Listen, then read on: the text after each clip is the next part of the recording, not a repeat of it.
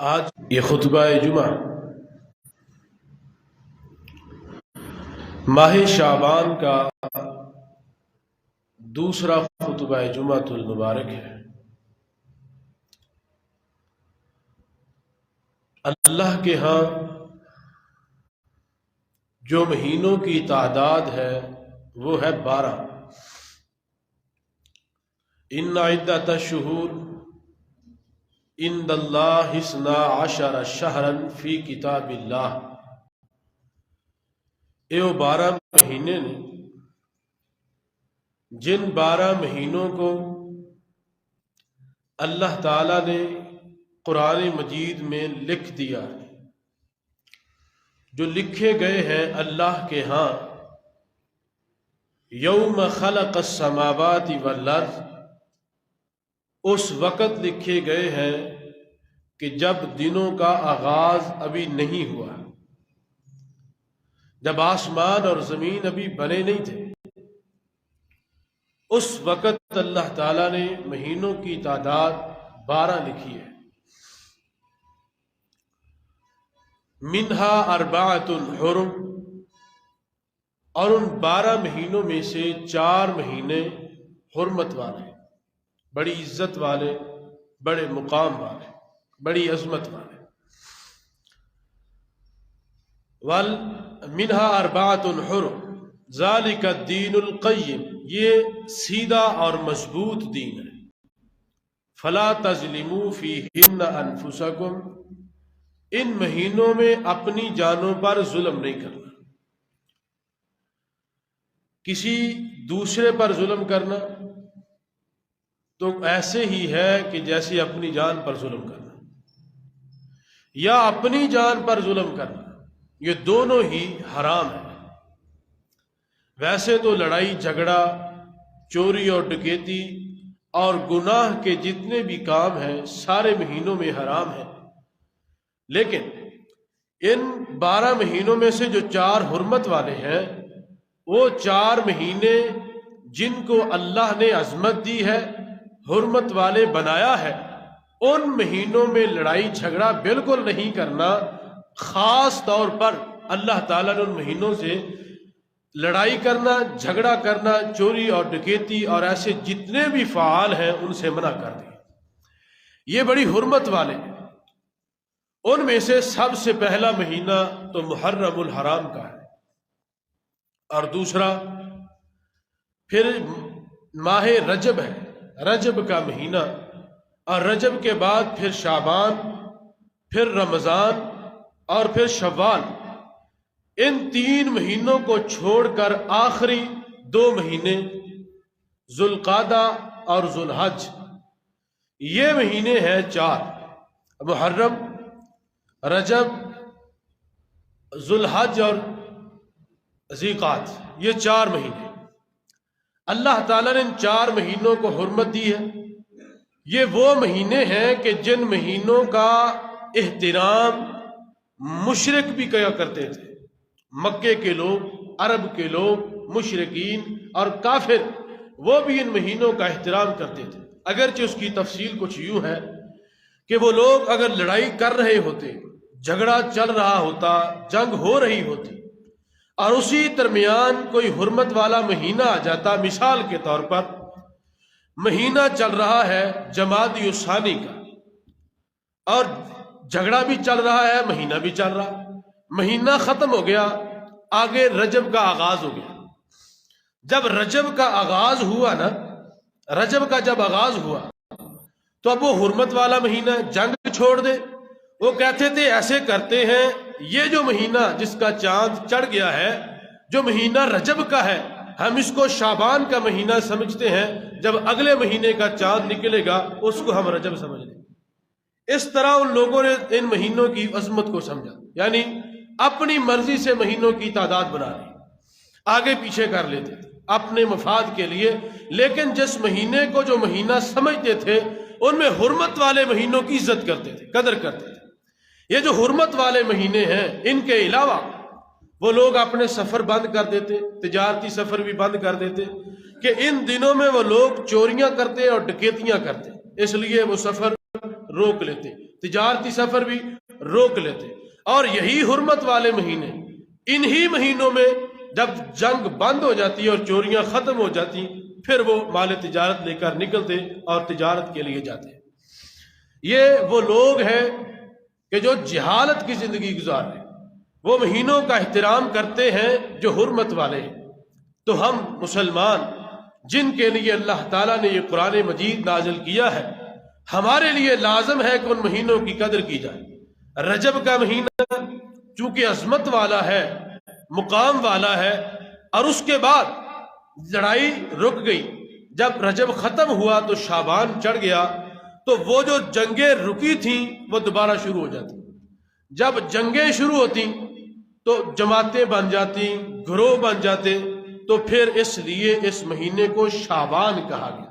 یہ شعبۃ سے ہے. شعبہ کا معنی گروہ ہوتا ہے، جماعت ہوتا ہے. شعبان جماعتیں، گروہ لوگ بٹ جاتے اور جماعتیں بن کر ایک دوسرے سے جنگ کرتے.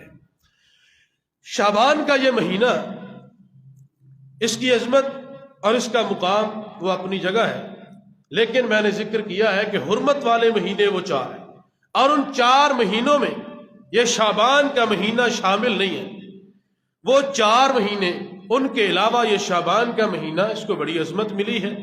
اس کے علاوہ رمضان کا مہینہ جو انشاءاللہ شعبان کے بعد آ رہا ہے، اللہ ہمیں وہ مہینہ نصیب فرمائے، وہ برکتوں کا سما اللہ ہمیں بھی نصیب کرے. وہ مہینہ آ رہا ہے، وہ مہینہ سارے مہینوں سے بہتر ہے، افضل ہے.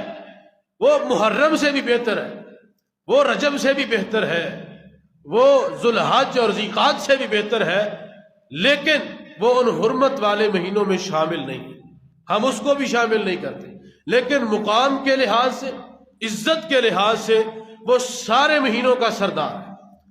اب رہی بات یہ جو شعبان کا مہینہ ہے، اللہ کے رسول صلی اللہ علیہ وسلم شعبان کا مہینہ چڑھتا تو روزے رکھا کرتے تھے اور روزوں کا اہتمام کیا کرتے. اللہ کے رسول صلی اللہ علیہ وسلم کے بارے میں سیدہ عائشہ رضی اللہ تعالیٰ عنہا بیان کرتی ہیں کہ ہم نے اللہ کے رسول صلی اللہ علیہ وسلم کو دیکھا ہے کہ آپ نے پورے مہینے کے روزے رکھے. وہ مہینہ رمضان کا ہے، اور رمضان کے علاوہ جس مہینے میں سب سے زیادہ اللہ کے رسول نے روزے رکھے ہیں وہ شعبان کا مہینہ. شعبان کے مہینے میں اللہ کے رسول بہت زیادہ روزے رکھتے. اور سیدہ عائشہ کی ایک اور حدیث ہے رضی اللہ تعالیٰ عنہ بیان کرتی ہیں کہ اللہ کے رسول صلی اللہ علیہ وسلم روزے رکھتے. ہم سمجھتے کہ شاید اب اللہ کے رسول چھوڑیں گے، نہیں، رکھتے ہی چلے جاتے. پھر اللہ کے رسول چھوڑ دیتے. ہم سمجھتے کہ اب اللہ کے رسول رکھیں گے نہیں، پھر آپ پھر رکھنا شروع کر دیتے. یعنی 5-7 دن لگاتار روزے رکھتے، پھر 5-7 دن لگاتار چھوڑ دیتے.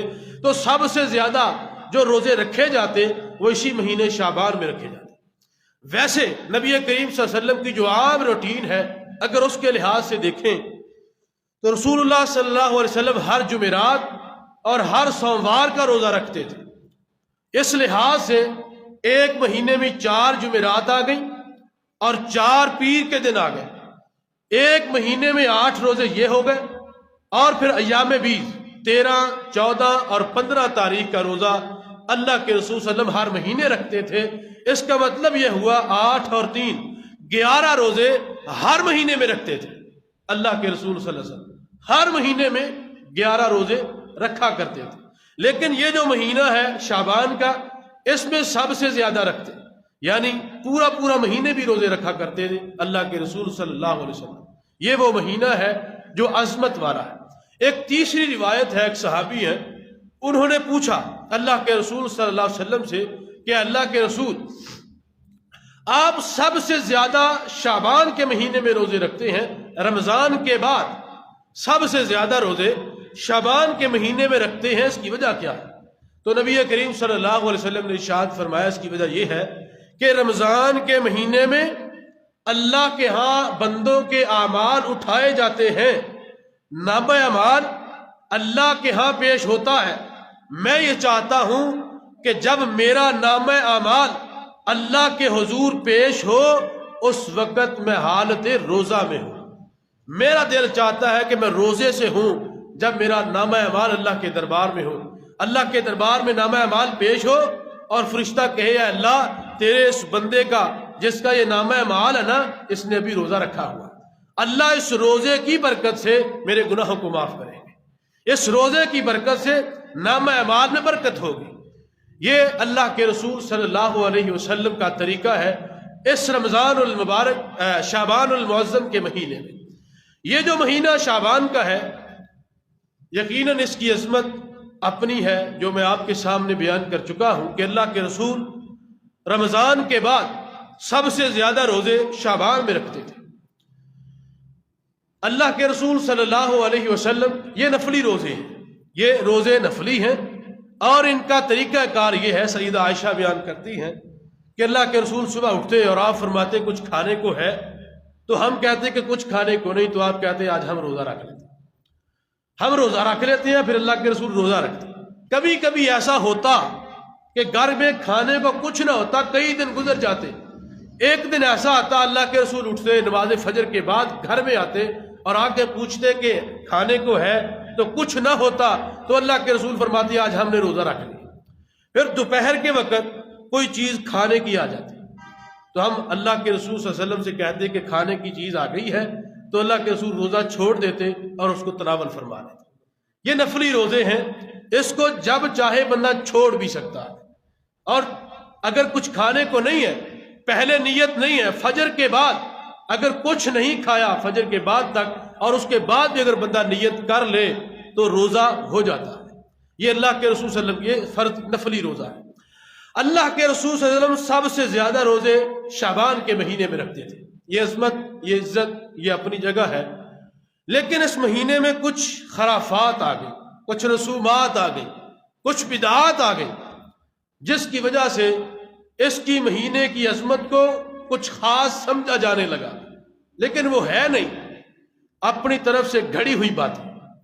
اس میں سب سے پہلی بات وہ جناب سیدنا اویس قرنی رحمت اللہ علیہ کے بارے میں ہے۔ اویس قرنی تابعی ہیں، لیکن وہ تابعی ہیں کہ جن کے بارے میں اللہ کے رسول صلی اللہ علیہ وسلم نے پیشین گوئی فرمائی۔ اویس قرنی یمن کا رہنے والا تھا۔ اللہ کے رسول صلی اللہ علیہ وسلم نے ایک مرتبہ صحابہ کرام سے کہا کہ یمن کا رہنے والا ایک اویس ہے، اویس قرنی، اور پھر آپ نے اس کے والد کا نام بھی بتایا صحابہ کرام، اور فرمایا کہ وہ آئے گا، اگر تو میرے ہوتے ہوئے آیا پھر تو میں ہوں، اگر میرے بعد آیا میں چلا جاؤں دنیا سے، اور میرے بعد اگر وہ آئے اس سے ملنا اور اسے کہنا کہ میری امت کے لیے دعا کرے۔ اللہ کے رسول صلی اللہ علیہ وسلم فرما رہے، وہ چاہتا تو یمن سے چل کے مدینے میں آتا اور نبی کریم صلی اللہ علیہ وسلم کی زیارت کرتا۔ فرمایا وہ میری زیارت کے لیے نہیں آیا، کس لیے؟ اس کی ماں بوڑھی ہے اور وہ اپنی ماں کی خدمت کرتا ہے، وہ یہ نہیں چاہتا کہ وہاں سے اپنی ماں کو اکیلا چھوڑے اور مدینے میں آ جائے، ماں کی خدمت کرتا ہے، میری زیارت کے لیے نہیں آیا۔ اس کی ماں کی خدمت کرنا اللہ کو پسند ہے تو وہ دعا کرتا ہے تو اللہ قبول کر لیتے ہیں۔ اس لیے وہ جب آئے، جب بھی آئے اس سے کہنا کہ میری امت کے لیے دعا کرے۔ اب موسم حج چلا تو جناب سیدنا عمر فاروق رضی اللہ تعالیٰ عنہ کا دور خلافت، آپ بھی حج کے لیے آئے، امیر حج ہیں، اور جو قافلے ہیں بہت سارے ممالک سے آئے، لوگوں سے پوچھ رہے ہیں کوئی قافلہ یمن سے بھی آیا ہے؟ یمن کا قافلہ کدھر ہے؟ چلتے چلتے یمنیوں کے پاس پہنچے اور ان سے پوچھا کہ تمہارے اندر کوئی اویس نامی ہے؟ تو ایک بندے نے بتایا جی اویس ہے، اس کے والد کا نام یہ جی آیا ہے، اس کو ملے اور اس سے کہا کہ اللہ کے رسول صلی اللہ علیہ وسلم نے تیرا ذکر کیا تھا اور اللہ کے رسول صلی اللہ علیہ وسلم نے تیرے بارے میں پیشین گوئی فرمائی تھی کہ تو آئے گا، تیرا ہی انتظار تھا۔ جناب عمر فرمانے لگے پہلی بات تو یہ ہے اویس تجھے اللہ کے رسول صلی اللہ علیہ وسلم نے سلام کہا ہے، اللہ کے رسول کا سلام ہے تیرے لیے۔ آپ کا سلام پہنچانے کے بعد اللہ کے رسول صلی اللہ علیہ وسلم نے کہا تھا کہ جب وہ ملے نا اسے کہنا کہ میری امت کے لیے دعا کرے۔ یہ اللہ کے رسول ہیں صلی اللہ علیہ وسلم کہ جو خود ہاتھ اٹھائیں تو امت کے لیے، جو قیامت کے دن دعا ہے وہ امت کے لیے راتوں کا رونا گڑ گڑانا اور اللہ کے ہاں رو رو کے التجائیں کرنا امت کے لیے ہے۔ اگر پتہ چلا ہے کہ کوئی دعاؤں کی قبولیت والا ہے میرے بعد تو پیشین گوئی فرمائی اسے بھی کہنا کہ میری امت کے لیے دعا کرے۔ یہ امت کی محبت ہے، یہ امت کی شفقت ہے، یہ امت کے ساتھ اللہ کے رسول صلی اللہ علیہ وسلم کی شفقت و نرمی ہے، ہر وقت امت کا خیال۔ اب جناب اویس کرنی جب آئے تو ان سے کہا گیا تو انہوں نے دعا بھی کی۔ ان کے بارے میں کہا جاتا ہے، جناب اویس کرنی ان کے بارے میں کہا جاتا ہے کہ جب وہ کرن میں تھے نا، ان کو خبر ملی کہ اللہ کے رسول صلی اللہ علیہ وسلم کے دندان مبارک شہید ہو گئے ہیں مدینہ پاک میں۔ یہ دندان نبی کریم صلی اللہ علیہ وسلم کے جو شہید ہوئے ہیں، یہ غزوہ احد کی بات ہے، 3 ہجری ہے، غزوہ احد کی بات۔ اللہ کے رسول صلی اللہ علیہ وسلم کے دانت شہید ہوئے، خبر ملی یمن میں اویس کرنی کو، تو اس نے اپنے منہ میں جتنے دانت تھے وہ سارے توڑ دیے اور نکال کے باہر پھینک دیے۔ اب اگلا سلسلہ اب شروع ہوتا ہے کہ وہاں پہ شعبان کے مہینے میں اویس کرنی نے اپنے منہ سے جتنے بھی دانت تھے وہ نکال کے باہر پھینک دیے۔ کس لیے؟ کہ اللہ کے رسول صلی اللہ علیہ وسلم کے دانت ٹوٹ گئے ہیں، لہٰذا میں اپنے دانت توڑ دیتا ہوں۔ تو پہلی بات تو یہ ہے، اس میں بہت ساری باتیں، پہلی بات تو یہ ہے کہ جو اللہ کے رسول صلی اللہ علیہ وسلم کے دانت مبارک شہید ہوئے وہ کتنے شہید ہوئے؟ آپ کے سارے دانت مبارک تو شہید نہیں ہوئے۔ اصل اور صحیح تحقیق کے مطابق اللہ کے رسول صلی اللہ علیہ وسلم کا ایک دانت شہید ہوا ہے، یا اس کا بھی کچھ حصہ جو ٹوٹ کر گر گیا تھا وہ شہید ہوا، لیکن اویس کرنی نے سارے دانت نکال دیے۔ اب کہا یہ گیا کہ جب دانت نکالے تو اب ظاہر ہے بندہ کھانا تو نہیں کھا سکتا، اب کوئی نرم چیز چاہیے۔ تعلق چونکہ مولویوں کے ساتھ تھا تو انہوں نے کہا جی حلوہ پکاؤ اور وہ ہمیں کھلاؤ۔ یہ حلوہ کھانے کے لیے اویس کرنی کے دانت توڑے، وگرنہ اویس کرنی دانت توڑے؟ پہلی بات کہ یمن میں خبر پہنچائی کس نے؟ وہ لے کے جانے والا کون؟ اور جس نے رسول اللہ صلی اللہ علیہ وسلم کے دانت ٹوٹنے اور شہید ہونے کی بات یمن میں پہنچائی، اس نے یہ کیوں نہیں بتایا کہ دانت کون سا شہید ہوا اور کتنا شہید ہوا؟ اویس کرنی نے سارے دانت کیوں توڑ دی؟ اور اس سے بھی اگلی بات، یہ مہینہ شعبان کا ہے، جس مہینے میں اس نے دانت توڑے اویس کرنی رحمت اللہ علیہ نے، لیکن جو غزوہ احد ہوا ہے وہ 3 ہجری شوال کے مہینے میں ہوا۔ یہ بات بنتی نہیں ہے، یہ بات کسی بہانے سے تال میل نہیں ہے کہ وہ شعبان میں دانت توڑے اور شعبان کے بعد رمضان آئے، رمضان کے بعد شوال کا مہینہ اور شوال میں غزوہ احد ہوا، شوال میں نبی کریم صلی اللہ علیہ وسلم کے دانت مبارک شہید ہوئے، اس نے شعبان کے مہینے میں پہلے ہی توڑ دی۔ اس کا مطلب یہ ہوا کہ یہ جھوٹ بولا گیا، یہ لوگوں کے ساتھ فراڈ کیا حلوے کے نام پر۔ میں کہتا ہوں کہ وہ مولوی جس نے یہ کہا کہ اویس کرنی نے دانت اپنے توڑے لہٰذا ہمیں حلوہ کھلاؤ، کہ وہ حلوہ کھاتے تھے، ان کی سنت ہے حلوہ پکاؤ اور ہمیں کھلاؤ، اس مولوی کو کہو اویس کرنی نے حلوہ ہی نہیں کھایا، پہلے اس نے دانت بھی توڑے۔ ذرا کھولو منہ، ذرا منہ کھولو نا، آپ کے دانت توڑتے ہیں، کوئی مولوی توڑے نا دانت، حلوہ میں کھلاؤں گا، جڑے رنگ دا کہے گا وہ کھلاواں گے انشاءاللہ، اس میں کاجو بھی ڈالیں گے، اس میں سوگی بھی ڈالیں گے، اللہ کی توفیق سے اس میں بادام بھی ہوں گے، اخروٹ بھی ہوگا، اور جس رنگ کا کہے گا وہ رنگ ڈال کے کھلاؤں گا۔ یہ 10-15 دن نہیں، 1.5 مہینہ کھلاؤں گا، آگے رمضان آ رہا ہے، سحری اور افطاری بھی کرواؤں گا حلوے کے ساتھ، کوئی توڑے تو صحیح۔ اگر سنت پوری کرنی ہے ویسے کرنی کی تو پھر پوری کرو نا۔ دانت ویسے کرنی توڑے اور وہ حلوہ کھائے، اور تم یہاں بیٹھ کے اس کے نام کا حلوہ کھاؤ لیکن تم اپنے دانت نہ توڑو، یہ نا انصافی تو ہوئی نا۔ پہلی بات اس میں سے بھی ایک اور نکلی کہ اویس کرنی نے تو دانت توڑے، ابو بکر صدیق رضی اللہ تعالیٰ عنہ نے دانت نہ توڑے، کہ جن کے سامنے نبی کریم صلی اللہ علیہ وسلم کے دانت مبارک شہید ہوئے، آپ کے دندان شہید ہوئے۔ جناب عمر فاروق سے بڑھ کے محبت اویس کرنی کو ہے، میں نہیں مانتا۔ نبی کریم صلی اللہ علیہ وسلم کے ساتھ سب سے زیادہ محبت ابو بکر صدیق کرتے تھے، سب سے زیادہ پیار تو جناب فاروق اعظم کرتے تھے، سب سے زیادہ پیار وہ 1.5 لاکھ کے قریب صحابہ کرام، انہوں نے اپنے دانت کیوں نہیں توڑے؟ اس کا مطلب یہ ہے کہ یہ جھوٹ بولا گیا امت کے ساتھ، یہ فراڈ کیا گیا امت کے ساتھ۔ اور اس میں ایک اور بات، یہی شعبان کا مہینہ جس میں اویسے کرنی کے نام پہ جھوٹ بولا گیا، اور اویسے کرنی کے نام پر حلوہ کھانے کے لیے مولویوں نے کہانی بنائی، یہ ہر انسان کے بارے میں، ہر بندہ جو اللہ کا ولی، جو نیک ہے، جو بزرگ ہے، اس کے نام پر کوئی نہ کوئی کہانی بنانے کی کوشش کی جاتی ہے کہ کوئی کہانی بنے اور ہم کھائیں۔ یہ پیٹ ہے، اس کو بھی تو بھرنا ہے۔ اللہ کے رسول صلی اللہ علیہ وسلم کا دین ہمیں اس کی اجازت نہیں دیتا۔ یہ ویسے کرنے کے بارے میں یہ جھوٹ گھڑا گیا، یہ بھی جھوٹ ہے، یہ بھی دھوکہ ہے، امت کے ساتھ کھیل کھیلا گیا۔ لہذا اس طرح کی کوئی بات شریعت میں نہیں ہے۔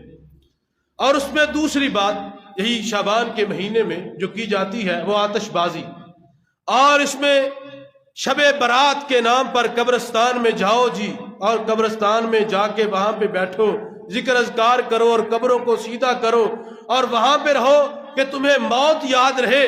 نصف شعبان، 15 شعبان کو جاؤ قبرستان میں، یہ کس لیے کہ شعبان کے مہینے میں نصف شعبان کو ایک درخت ہے جس پر پتے نئے لگتے ہیں، اور وہ انسانوں کی زندگی کی طرف اشارہ ہے۔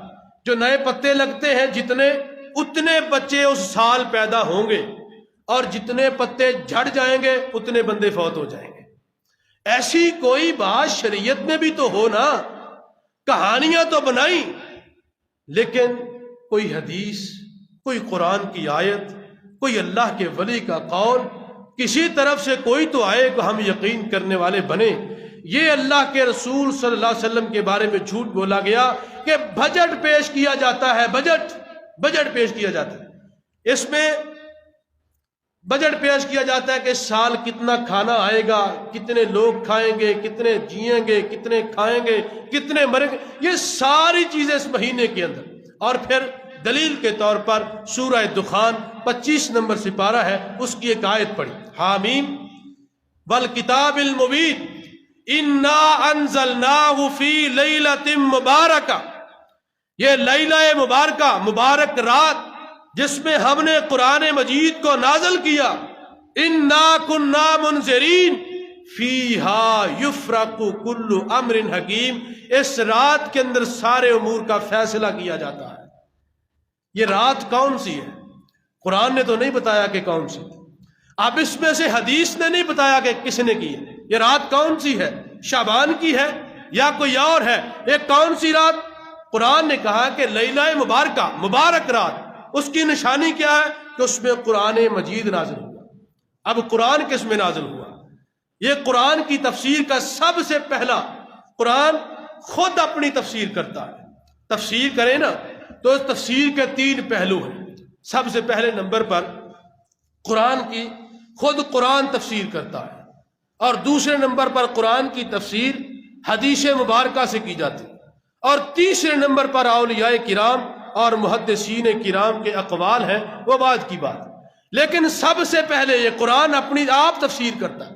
قرآن مجید کے قورائے شہر رمضان، یہ شعبان کا نہیں، رمضان کا مہینہ ہے، الذی انزل فیہ القرآن، جس میں ہم نے نازل کیا ہے قرآن کو، وہ رمضان کا مہینہ ہے۔ یہ قرآن اپنی تفسیر آپ کر رہا ہے۔ وہ لیلہ مبارکہ جس میں ہم نے قرآن نازل کیا، اس میں امور کے فیصلے ہوتے ہیں، یہ وہ رات ہے۔ یہ نازل کس میں ہوا؟ یہ رمضان میں ہوا۔ آخری سپارہ ہے، سورہ قدر ہے، انا انزلناہ فی لیلۃ القدر، یہ اسی آیت کی تفسیر ہے، لیلۃ مبارکہ انا کنا منذرین فیہا یفرق کل امر حکیم، اس میں سارے امور کے فیصلے ہوتے ہیں۔ اسی کی تفسیر کے لیے اللہ نے یہ پوری سورت کو نازل کیا، انا انزلناہ فی لیلۃ القدر۔ یہ قرآن ہم نے لیلۃ القدر میں نازل کیا، جو رمضان کے مہینے میں ہے۔ اما ادراک ما لیلۃ القدر، تم کیا جانو کہ وہ لیلۃ القدر ہے کیا؟ لیلۃ القدر خیر من الف شہر، وہ 1000 مہینوں کی عبادت سے زیادہ بہتر ہے. اس ایک رات کی عبادت 1000 مہینوں کی عبادت سے زیادہ بہتر ہے. آگے لیلۃ القدر خیر من الف شہر سلام تنزل الملائکہ، اس میں فرشتے نازل ہوتے ہیں، والروح، اور فرشتوں کا سردار جبریل آتا ہے، فیہا، اس رات میں، بِإِذْنِ رَبِّهِمْ، اللہ کے حکم کے ساتھ، من کل امر، تمام امور کے فیصلے اس رات میں کیے جاتے ہیں. یہ شعبان کی 15ویں رات نہیں ہے، یہ رمضان المبارک کی وہ رات ہے جسے قدر کہا جاتا ہے. وہ لیلۃ القدر جس کو منانے کا حکم بھی اسلام دیتا ہے، جس کو جاگنے کا حکم بھی اسلام دیتا ہے، جس کی عبادت کا حکم بھی اسلام دیتا ہے، اور اس کی عظمت کی بات اللہ تعالیٰ نے قرآن مجید میں نازل فرمائی ہے کہ وہ 1000 مہینوں سے بہتر ہے. یہ ہوئی بات. قرآن جس رات کی بات کرتا ہے وہ شعبان کی 15ویں تاریخ کی رات نہیں ہے، شب برات نہیں ہے. وہ مہینہ کون سا ہے؟ وہ مہینہ رمضان کا ہے، اور وہ رات لیلۃ القدر کی ہے جسے تلاش کرنے کا حکم اللہ نے مومنوں کو دیا ہے. یہ ہوئی بات شوال کے. اب وہاں پہ عظمت ہے شوال کے مہینے کی کہ اس میں اللہ کے ہاں اعمال پیش کیے جاتے ہیں. ایک حدیث ہے کہ رمضان کے مہینے میں اللہ کے ہاں اعمال پیش کیے جاتے ہیں، نامہ اعمال. اللہ ہر بندے کی مغفرت کر دیتے ہیں. کہو سبحان اللہ. اللہ ہر بندے کی مغفرت کر دیتے ہیں سوائے 2 بندوں کے. ایک وہ کہ جس نے اللہ کے ساتھ شرک کیا ہو، مشرک بندہ، اس کے گناہ معاف نہیں ہوتے. اور دوسرے نمبر پہ وہ بندہ جس کے دل میں اپنے کسی مسلمان بھائی کے بارے میں بغض ہو، کینہ ہو، نفرت ہو. ان 2 بندوں کے علاوہ اللہ سارے مومنوں کے گناہوں کو معاف کر دیتے ہیں. یہ شعبان کے مہینے میں ایک رات ہے. وہ کون سی ہے اس کا ذکر نہیں ہے. اب اس کے بعد یہی فضیلت اگر شعبان کی اس رات کی سمجھی جائے، چلو مانا کہ 15ویں رات ہے. 15ویں رات کی فضیلت کیا ہے کہ اللہ کے ہاں اعمال پیش ہوتے ہیں اور ہر بندے کی مغفرت ہو جاتی ہے سوائے 2 بندوں کے، جو مشرک ہو اور جس کے دل میں کینہ ہو. بات سمجھ میں آ گئی. لیکن یہی فضیلت کسی اور جگہ بھی ہے. کہاں پہ ہے؟ رسول اللہ صلی اللہ علیہ وسلم کی حدیث ہے کہ سوموار کے دن اور جمعرات کے دن، سوموار کی رات اور جمعرات کی رات اللہ کے ہاں نامہ اعمال پیش ہوتے ہیں. یہ 2 راتیں جو ہر ہفتے میں آتی ہیں، اللہ کے ہاں اعمال پیش ہوتے ہیں. اور جب اللہ کے اعمال پیش کیے جاتے ہیں اللہ ہر بندے کی مغفرت کر دیتے ہیں سوائے 2 کے. ایک وہی کہ جس نے اللہ کے ساتھ شرک کیا ہو، اور دوسرا وہ کہ جس کے دل کے اندر بغض ہو، کینہ ہو، نفرت ہو. یہی عظمت تو ہر سوموار کی رات کی ہے، یہی عظمت تو ہر جمعرات کی رات کی ہے. اگر شعبان کی رات کو جھاگنا ہے، شعبان کی رات کو چراغاں کرنا ہے، شعبان کی رات کو انتظار کرنا ہے، تو پھر سوموار کی رات کو بھی جاگو. جمعرات کی رات کی بھی وہی فضیلت ہے اللہ کے رسول صلی اللہ علیہ وسلم نے بیان فرمائی. یہ اللہ کے رسول کی حدیث ہے اور صحیح حدیث ہے. اور تیسری بات یہ کہی گئی کہ یہ شعبان کے مہینے میں روحیں آتی ہیں. روحیں آتی ہیں. بھائی آتی کیوں ہیں؟ قبر چ سکون نہیں؟ قبر چ سکون نہیں روحانو؟ وہ مر گئے، اس دنیا میں زندگی گزار کے چلے گئے، اب کیا ان کا پیچھے رہ گیا؟ وراثت وہ تقسیم ہو گئی، اب کیا لینے آتے ہیں؟ وہ کیا کام ہے ان کا پیچھے آنا؟ اللہ کے رسول صلی اللہ علیہ وسلم کے دور میں ماں جی سیدہ خدیجہ فوت ہوئی کہ نہیں ہوئی؟ آپ تو کبھی واپس نہیں آئی. اللہ کے رسول صلی اللہ علیہ وسلم کے زمانے میں کتنے صحابہ شہید ہوئے، کوئی واپس نہیں آیا. آپ ان کے غم میں روتے رہے. آپ کے بچے شہید فوت ہوئے، آپ کے بچے فوت ہوئے، وہ تو کبھی واپس نہیں آئے. وہ کیوں نہیں آتے؟ وہ نیک نہیں تھے؟ وہ اللہ کے ولی نہیں تھے؟ وہ بزرگ نہیں تھے؟ وہ پیچھے کیوں نہیں آتے تھے؟ انہوں نے قبر چ سکون ملے آتے بابے، انہوں نے سکون کوئی نہیں. یہ روحیں آتی ہیں، اس لیے چراغاں کر دو کہ روحاں راہ نہ بھول جان، کسی ہور دے گھر نہ بڑھ جان. ایک بابا جی، ایک بزرگ جی، ایک کو بڑی عظمت والے، ایک کو بڑی شان والے، تو کسی ہور دے گھر نہ بڑھ جان. ایک کردار ایڈا گندا سمجھیا ہوتا ہے. جدو زندہ سی ادو اپنے گھر آتا سی، ہوں مر گیا، ہوں کسی اور دے گھر بڑھ جانا۔ روحیں نہیں آتی، روحوں کو وہاں پہ سکون سے رہنے دو، اپنی زندگی گزارو یار، اپنے لالے پہ یا فکرہ روحاں دیا پہ۔ اللہ کے رسول صلی اللہ علیہ وسلم کے زمانے میں کتنے مسلمان شہید ہوئے، کتنے مسلمان فوت ہوئے، کبھی واپس کوئی نہیں آیا۔ آج روحیں کیوں آتی ہیں؟ کیوں آتی ہیں؟ حضرت علامہ حبیب الرحمن یزدانی شہید رحمت اللہ علیہ کہا کرتے تھے، ساڈیاں روحاں تے الحمدللہ جنت نے، تے جڑا جنت جاندا انہیں اتنے لین کی آنا پاکستان۔ پاکستان جو نے کی لین آنا، اتنی مہنگائی، جتھے نواز شریف رہندا ہے اوتھے انہیں آ کے کی کرنا۔ جڑا جنت بیٹھا ہے انہیں نواز شریف دے ملک کی لینا ہونا۔ تہاڈیاں روحاں کیوں ہوندیاں نے؟ کتھے نے؟ جنتی نے باہر نہیں نکلنا، اور جہنمی کو کسی نے نکلنے نہیں دینا۔ جو جنت میں ہے اس نے باہر نہیں آنا، اور جو جہنم میں ہے اور باہر چھتر لے کے کھلوتے نے، انہوں نے باہر نہیں آنے دینا، انہوں نے نکلنے نہیں دینا۔ اللہ کے بندو گھوش کے ناخن لو۔ وہ روحیں آتی ہیں جی مولوی دے گھر روٹیاں کھا دیو، مولوی نو حلوہ کھوا دیو، مولوی نو گوشت پکا کے دے دیو۔ یہ باتیں اسلام کی ہے، یہ شریعت کی ہے۔ اللہ کے رسول صلی اللہ علیہ وسلم کے زمانے میں یہ اللہ کے رسول کو سمجھ نہ آئی، یہ اللہ کے رسول صلی اللہ علیہ وسلم کے صحابہ کو سمجھ نہ آئی، آج کے مسلمانوں کو سمجھ میں آ رہی۔ یہ باتیں سمجھنے کی کہ شرات میں جی روحیں آتی ہیں، روحاں نو اتھے رہتے، اپنی زندگی کے بارے میں سوچو، تم نے بھی جانا ہے۔ یہ باتیں کہاں سے آئی ہیں؟ ہندوؤں سے آئی۔ انہاں دیاں روحاں واپس آندیاں نے، پھر وہ کنیاں دان کردے نے، انہاں دا پراشچت کردے نے، پھر وہ بہ کے عبادتاں کردے نے تے کہندے نے جی روح ہن چلے گئی، ہن نہیں آندی۔ وہ تے تاں ہوندیاں نے کہ وہ روحاں گندیاں ہوندیاں نے۔ چنگیاں روحاں ہندوؤں دیاں بھی واپس نہیں جے ہوندیاں، بریاں روحاں واپس آندیاں نے، پھر انہاں واسطے کنیاں دان کردے نے، بہ کے پوجا پاٹ کردے نے، تے پھر وہ کہندے نے ہن جان چھوڑ گئے۔ یہ مسلمانوں میں کہاں سے آ گئی بات؟ اللہ کے بندو یہ دین ہے، یہ شریعت ہے، یہ ہماری نجات کا بہترین ذریعہ ہے، یہ زندگی گزارنے کا بہترین سلیقہ ہے۔ اس کو سمجھنے کی کوشش کرو۔ اللہ کے رسول صلی اللہ علیہ وسلم کا دین لاوارث نہیں ہے کہ جس کا جو جی چاہے کسی بھی مذہب سے کوئی چیز اٹھاؤ لا کے اسلام میں پھینک دو، یہ بھی جائز ہے، یہ بھی جائز ہے، یہ بھی جائز ہے۔ یہ دین ہے، یہ کھلواڑ نہ کرو اس کے ساتھ۔ یہ دین ہے، اس کو دین سمجھو۔ یہ اللہ کا نازل کردہ دین ہے، لوگوں کا بنایا ہوا نہیں۔ پوچھو مولوی سے کہاں سے آئی دلیل، یہ کہاں سے آئی روح، یہ کیا لینے آئی روح، اس کو کیا کام ہے ہم سے؟ ہم نے حق نہیں پورے کیے ان کے؟ کفن ہم نے پہنایا، غسل ہم نے دیا، جنازہ ہم نے پڑھا، دفن ہم کر کے آگے، ہونے پیچھے کی لینا ہوندیاں نے؟ ان روحوں کا پیچھے آنے کا کوئی مطلب بنتا ہی نہیں ہے۔ اب آئیے سے بھی اگلی بات، یہ 15 شعبان کی اصل کہانی کیا ہے؟ اصل کہانی روافظ کی ہے، شیعہ حضرات کی ہے۔ 12 امام ہیں ان کے، الحمدللہ وہ ہمارے امام ہیں انشاءاللہ۔